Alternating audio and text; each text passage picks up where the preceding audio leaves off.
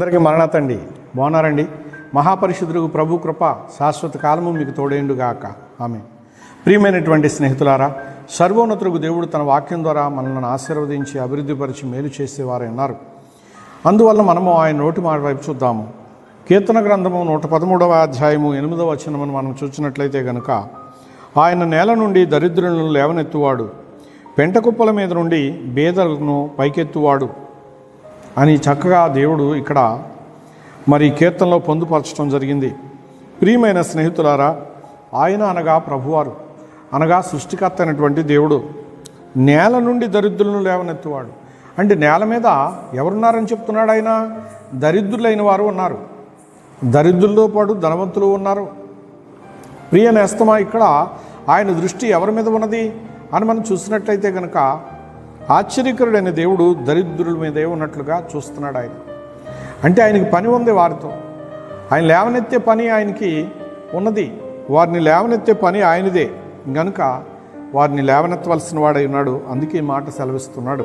ప్రియ స్నేహితులారా, పెంట కుప్పల మీద నుండి బేదలను పైకెత్తువాడు అని చెప్పి ఆయన సెలవిస్తున్నాడు.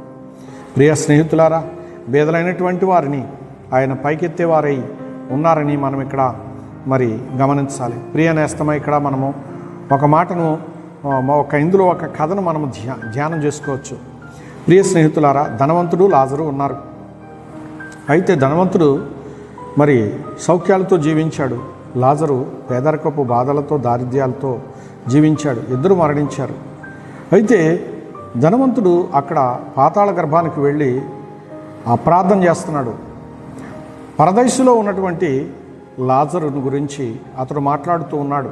నా ఇంటి ముందు ఉండే లాజరు పరదైసులో అబ్రహాము యొక్క రొమ్మున ఆనుకున్నవాడై మరి చక్కగా దప్పిక తీర్చుకుంటూ ఉన్నాడు.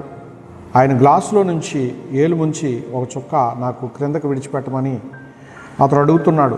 ఇక్కడ అగ్ని ఉన్నది, వేడిమి ఉన్నది, దాహం తట్టుకోలేకపోతూ వేదన అనుభవిస్తున్నాను. ఆ నీళ్లలో నుంచి ఒక చుక్క విడిచిపెడితే నేను దప్పిక తీర్చుకుంటానని వేడుకుంటున్నట్లు కనపడుతుంది. ప్రియులారా, ఇక్కడ మనం గమనించినట్లయితే భూమి మీద దరిద్రుడే కానీ అతడు పైకి ఎత్తబడ్డాడు, పరదైసు వరకు ఎత్తబడ్డాడు.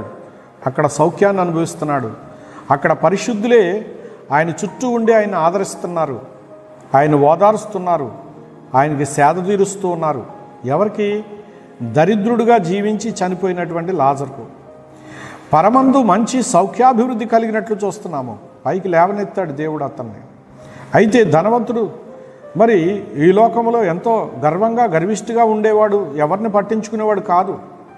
పాతాళం వెళ్ళిన తర్వాత అక్కడ ఇంకా నాకు అన్నలున్నారు, వారు కూడా ఇక్కడికే వస్తారు, నాలాగే జీవిస్తున్నారు. వారు లాజరును పంపించి వాస్తవాన్ని తెలియపరిచి వారు ఇక్కడికి రాకుండా ఉండేటట్లు ఏదైనా ఏర్పాటు చేయమంటూ ఉన్నాడు.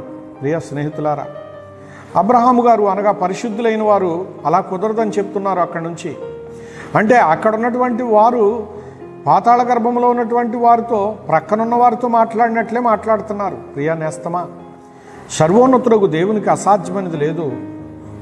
తండ్రి అయినటువంటి దేవుని కృపను బట్టి ఈ లోకంలో మనం ఎన్ని బాధలు కలిగి ఉన్నా దేవుని వైపు చూస్తే ఆయనే లేవనెత్తుతాడండి. కనుక ఆయన లేవనెత్తితే మరెవరు కూడా మనల్ని పడత్రోయలేరు. కనుక లేవనెత్తే ప్రభు వైపు ఆశతో ఎదురు చూద్దాం. అట్టి కృపగల దేవుడు మనకు సహాయకుడే నిరతం నడిపించి బలింపచేయను గాక. ఆమేన్. చిన్న ప్రార్థన చేసుకుందాం. అత్యున్నత సింహాసనాసీనుడైన ప్రభువా, నాయన శారీరకంగాను లేవనెత్తేవాడు నీవే. నా ప్రభు, ఇదిగో ఆర్థికంగా లేవనెత్తేవాడు నీవే, ఆత్మీయంగా లేవనెత్తేవాడు నీవే. నీ స్తోత్రములు.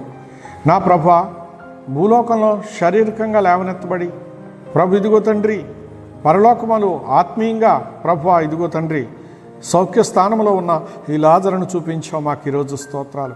ప్రాణదుర్గమైన ప్రభువా, లోకంలో దీనులు, లోకంలో పేదలు, లోకంలో ఎందరో ఉన్నారు ప్రభువా బిడ్డలు.